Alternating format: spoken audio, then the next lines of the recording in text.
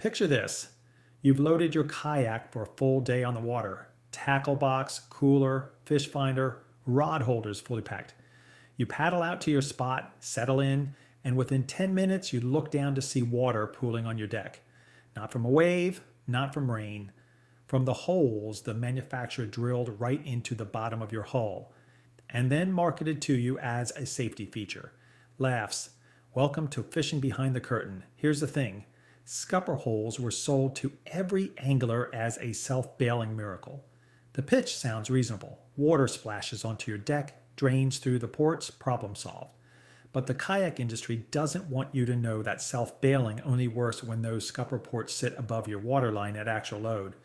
On the majority of budget sit-on-top kayaks, the moment you load past 60 to 70% of stated weight capacity, those ports drop below the waterline. And instead of draining your deck, they push water up onto it from below. That is the scupper scandal. It has been flooding anglers' decks quietly for decades. Today, I'm showing you the 5 kayaks that actually engineered their way out of this problem. Smash that subscribe button and hit the bell so you don't miss a single video where we uncover the secrets they don't want you to know. Stay until the end.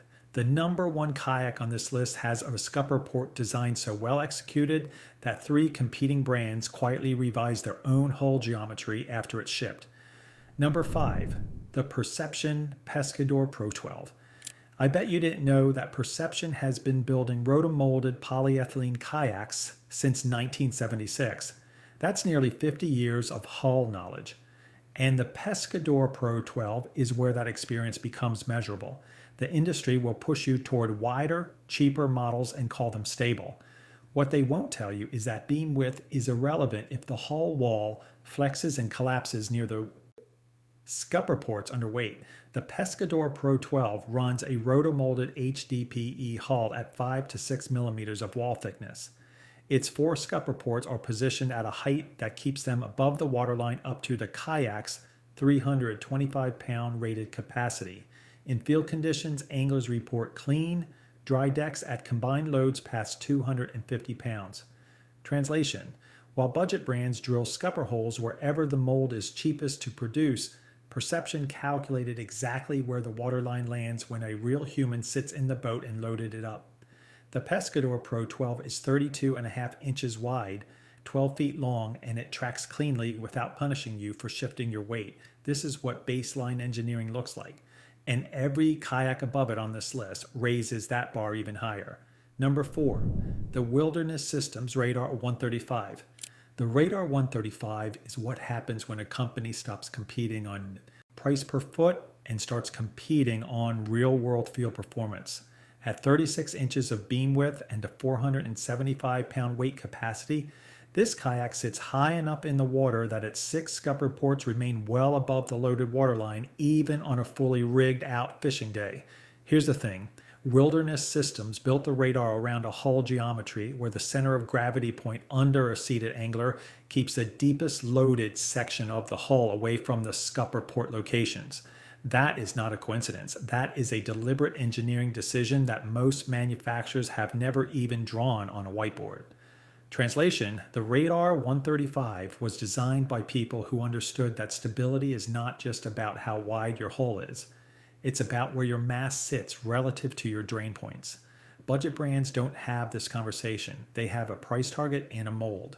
And that's how anglers end up with wet feet by 8 in the morning. Number 3, the Vibe Shearwater 125. Vibe Kayaks does not get the industry credit it deserves, and that's exactly how the premium brands want it. A company delivering this level of hull engineering at this price point is a direct threat to premium margins. The Shearwater 125 is built on rotomolded HDPE, carries 475 pounds of rated capacity, and ships with an integrated rudder system that actively reduces hull flex during directional paddling. And that matters for the scupper story more than most people realize. Here's the thing, lateral hull flex, the kind you get paddling hard into a crosswind, is one of the leading causes of mid-session scupper flooding on budget sit-on-tops. The hull torques, the scupper port geometry shifts, and water finds its way up. The Shearwater's rotomolded construction resists that flex. The ports stay exactly where the engineers placed them. Or with translation, Vibe solved a problem that budget. Brands don't even admit exists. They built a 475-pound capacity fishing platform with real structural hull integrity and priced it where regular anglers can actually reach it. The kayak industry finds that deeply inconvenient. If this is already blowing your mind, do me a favor and hit that subscribe button so you don't miss what's next. Number 2. The Old Town Sportsman Salty PDL 120. Old Town has been building watercraft since 1898. That is 127 years of hull evolution. And the Sportsman Salty PDL 120 is what you get when that level of institutional knowledge turns its full attention to inshore fishing kayak design. The Salty PDL 120 places its scupper ports at the rear perimeter of the hull and integrates them with a raised deck channel that actively redirects deck water toward the drain points, rather than allowing it to pool near the seat. At 500 pounds of rated capacity and 36 inches of beam, this hull maintains enough freeboard that scupper flooding under normal angling load is not an outcome. It's an engineering impossibility. Translation: Old Town built a hull where the water wants to leave the deck. On most budget kayaks, water has nowhere to go but up through the scuppers and directly onto your lap. That's the difference between a company with a century of hull data and a company with a catalog and a price sheet. And if you're finding this breakdown useful, hit the like button. It really helps the channel cut through the noise. Number 1, the Bonafide XTR 130. I do not say this lightly. The Bonafide XTR 130 is the single most over-engineered production fishing kayak available at retail right now. 750-pound weight capacity, 40 inches of beam, a rotomolded HDPE hull documented on video holding 2 full-grown adults while a third person walked the gunnel without the boat reacting. But the scupper story on the XTR 130 is what earns it the top position on this list. Bonafide placed the XTR's skipper ports at the farthest points from the hull's loaded waterline and increased the port diameter to 30 millimeters, more than double the 12 to 14 millimeter industry standard found on budget models. Larger ports drain faster, clog less, and maintain clear function at far higher load weights than anything else in their price class. Translation: the XTR 130 doesn't just avoid the scupper scandal. It makes the scupper scandal look like the amateur engineering shortcut it always was. This is what happens when a brand builds a kayak as if the angler's safety is the actual priority, not the quarterly margin report. The kayak industry spent years selling you the illusion of buoyancy. Bonafide built the real thing. Here is what the kayak industry does not want you walking away knowing.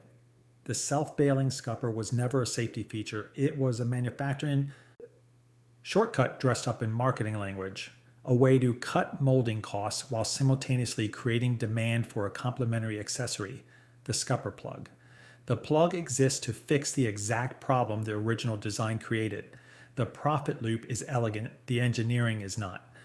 Every kayak on this list broke that loop in a specific, measurable way, through wall thickness, scupper port placement, hull geometry, or weight capacity engineering that keeps your deck dry precisely where budget alternatives flood out. Your auditor's checklist before buying any side-on-top fishing kayak confirmed the scupper port height sits above the hull's loaded waterline at maximum rated capacity. Demand rotomolded HDPE at 5 millimeters or greater wall thickness. Look for a beam to capacity ratio that maintains real freeboard under load, and test scupper drainage at full combined weight before you commit to a purchase. Let me know in the comments which kayak on this list surprised you the most. Or drop your own scupper horror story below. And if you want to see more of the side of the industry they don't want you to see, subscribe and hit the bell. I'll see you in the next one.